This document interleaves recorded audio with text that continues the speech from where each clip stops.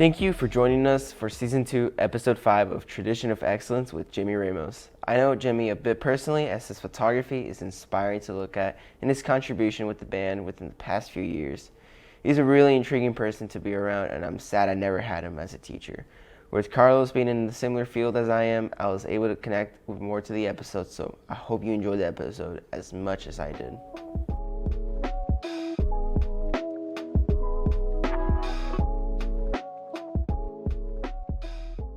Welcome back, guys. And I'm not the host probably you're planning to see, but I'm a host. So we're back here with Season 2, Episode 5 of Traditions of Excellence. Today we're here with Jimmy Ramos, class of 1990.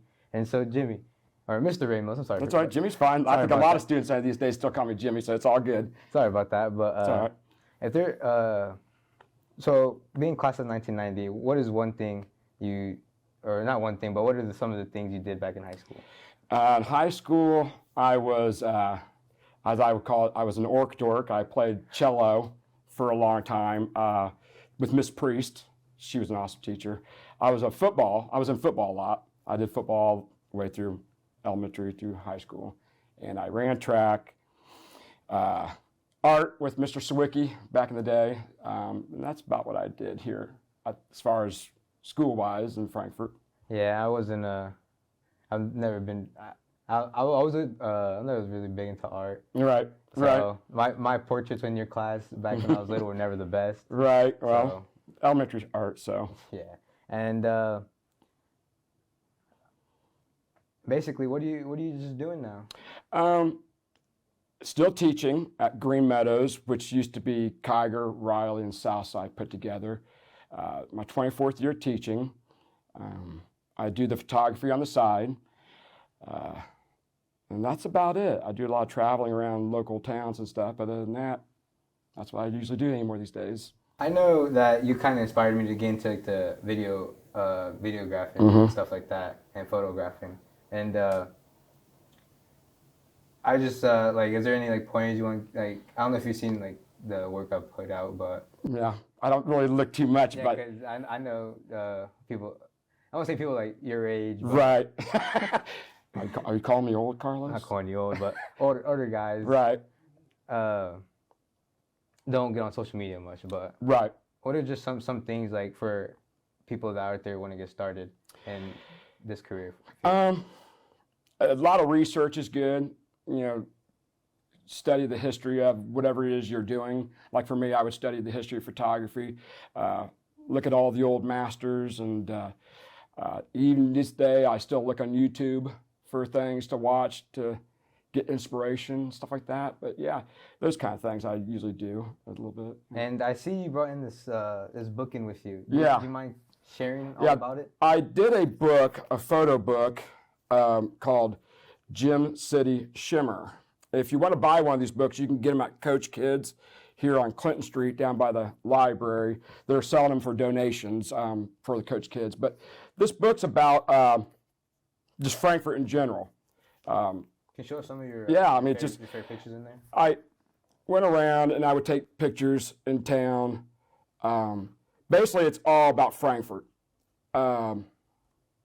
I think what inspired me to do the picture book of Frankfurt was, we get a lot of people, especially you students here, who, you have a rough time in Frankfurt, Frankfurt this, Frankfurt that. And I did it because there's a lot of good things in Frankfurt as well. A lot of hidden beauty, obviously in the eye of the beholder. But I took a break away from the street photography I was doing and went to more of like what I call Americana landscape.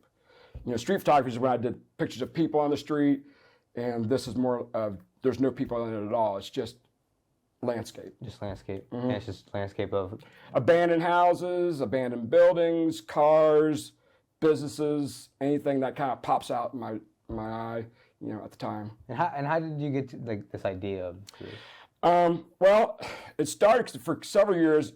My work was all street people. Like I would go down to Indianapolis or any city, and I would just take pictures of random people doing things weird or not weird and whatnot. And then COVID hit. When COVID hit, that was a big change. People changed.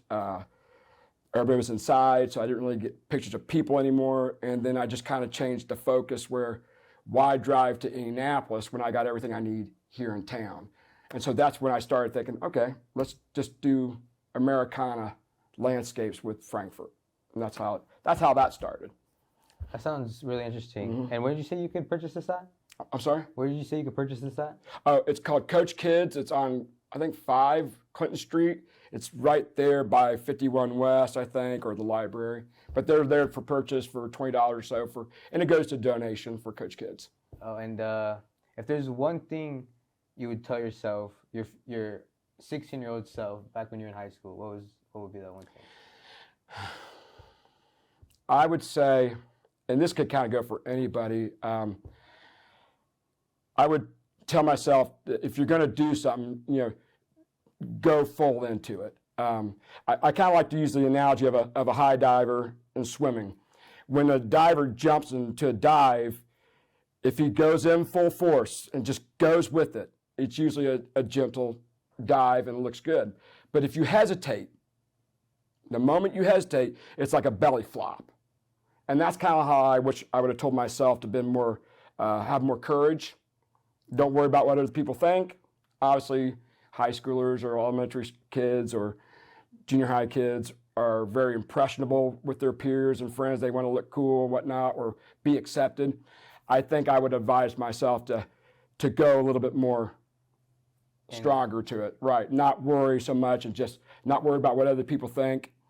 And because when I went from art here in Frankfurt, and then when I went to college at John Herron for art, it was a total different ball game. I mean, it was like a whole new world. And so I think I kind of sheltered myself in that way. I wish I'd gotten a little bit more stronger when I was younger. So my best advice for anybody, if you want to do something, do it, and do it strong. Don't go, a little bit slow. Don't take the moment you hesitate is the moment you start flopping around. Yeah, and that's the same way for baseball. Right, everything. You got to go in headstrong. So you got to be decisive. Right, You very know much what you so. wanna do. Mm-hmm.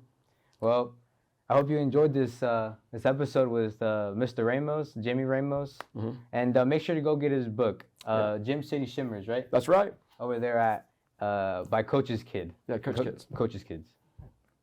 And that's all.